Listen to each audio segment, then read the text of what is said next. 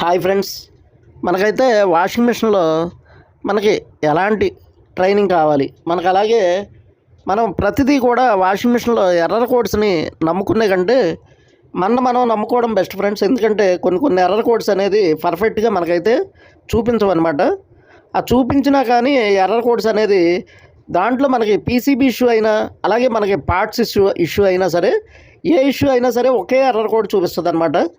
దాంట్లో మనకి అది ఏ ఇష్యూ అయినా సరే దాంట్లో ఇన్లెట్ వాల్ కంప్లైంట్, అలాగే మనకి వాష్ మోటార్ అంటే మెయిన్ మోటార్ కంప్లైంట్, తర్వాత మనకి డ్రైన్ మోటార్ కంప్లైంట్, లేదా మనకి ఇందులో ఏది ఇష్యూ అనేది మనం అయితే గమనించాలన్నమాట. గమనించి వాటికి సంబంధించిన రెసిస్టెన్స్లు కానీ వోల్టేజ్లు కానీ ఇవన్నీ కూడా మన దగ్గర ఉంటే మనం వాషింగ్ మిషన్ ఏదైనా సరే 10% అంటే మనకి 10 మినిట్స్ కన్నా ఎక్కువ కస్టమర్ ఇంట్లో ఉండకూడదనమాట. మనం 10 నిమిషాల్లో రెక్టిఫై చేయగలిగితేనే మనం సరైన సర్వీస్ ఇంజనీర్ అనమాట. మనం అలా కాకుండా వెళ్ళి దాని చుట్టూ తిరుగుతూ టైం వేస్ట్ చేసి అలా అంటే ట్రైనింగ్ తీసుకోకుండా ఏదో యూట్యూబ్లుగా చూసి ఆ సోదని ఈ సోదని చూసేవాళ్ళు.